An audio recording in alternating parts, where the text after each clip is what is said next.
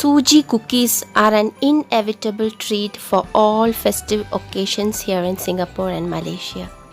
Each household will have their own recipe, and here I will be showing you 4 different ways of making assorted Sugee cookies using the basic dough. These are melt in the mouth cookies with wonderful flavor, and the extra nuts and toppings add in more crunch to the cookies.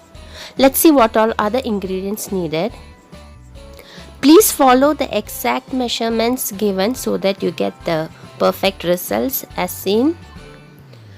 Here I'll be using 2 cups of plain flour. You can use wheat flour if you want, but the quantity of the liquid needed to bind it will be different.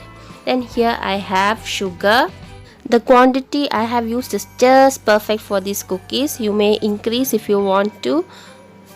Then we have vanilla and baking powder. Vanilla is optional.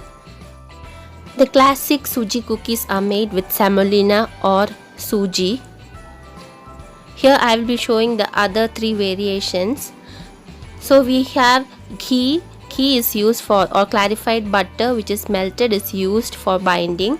Then we have roasted almonds, roasted cashew nuts and some roasted sesame seeds. So we will be replacing the proportion of the Sugee with the roasted nuts and seeds. So first what we have to do is powder the sugar with a pinch of salt, which I had not shown in the video. We have to first powder it. As I said, different households have their own recipes. Classic Sugee cookies usually doesn't have vanilla. The flavor comes from the clarified butter, but addition of vanilla gives a nice twist to the recipe. So Sugee is the basic ingredient for the classic cookies used. We will be just mixing with the other ingredients to make a basic Sugee cookies. The 3 additional nuts shown here makes the variation. So take a dry jar and powder the sugar with a pinch of salt. Here I am adding around 1/4 teaspoon of salt and powdering the sugar. You may use icing sugar instead. I just powdered it. Now into a dry bowl, add in the dry ingredients, which is the 2 cups of the plain flour. I am using unbleached plain flour. Then add in the powdered sugar and the salt and the baking powder. Now this mixture has to be mixed evenly, so use a hand whisk, and you may even sift the mixture. Here my daughter is here to help because of the circuit breaker here in Singapore. She is always with me in the kitchen to help me out in making the cookies. Next we have to sift the flour into another dry bowl. This ensures that the baking powder and the sugar is evenly distributed. So if you are making a single variety of cookies, this procedure can be eliminated and you can just do it directly. Now make a well in the middle and add in the melted clarified butter and the vanilla, and gently mix it with the hands. You may use a wooden spoon either. Now this is an important step. You ensure that you do not over mix the dough. You want the mixture to come in together. Here I am adding around additional 1 tablespoon of clarified melted butter so that it comes up to a dough. Now once the dough is formed, we will divide it into 4 equal parts and we will be making the assorted cookies. So you see, we have to get a smooth dough. The mixture must not be crumbly, which gives the melting texture to these cookies. So here I am using almonds. I am powdering it with a mortar and pestle. So if you are making just one variety of cookies, you may powder the roasted nuts with the sugar to skip this process. Next we add in the roasted nuts. All the nuts and the seeds must be roasted to enhance the flavor of the cookies.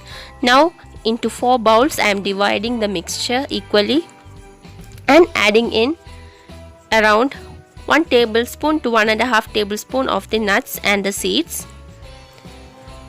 The Sugee or the semolina may be roasted or plain, it's up to you, but the nuts and the seeds have to be roasted. Now gently incorporate the roasted nuts into the cookie dough and form a smooth ball. And let this mixture rest for around 20 minutes before you start making the balls for the final baking. Now all the doughs are ready and we will rest this mixture for around 20 minutes at room temperature. In the meantime, let's preheat the oven to 180 degrees centigrade for around 10 minutes. Make small balls of around 10 grams each. So each batch yields this 2 cups of flour yield around 48 bite-sized cookies, which are just melt in the mouth.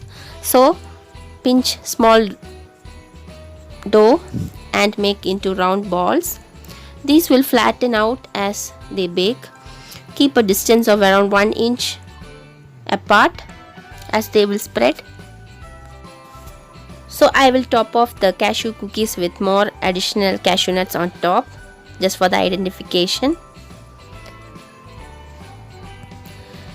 Now this tray is done. This will go into the oven for around 18 to 20 minutes until the cookies are flavorful and you see small cracks on the top.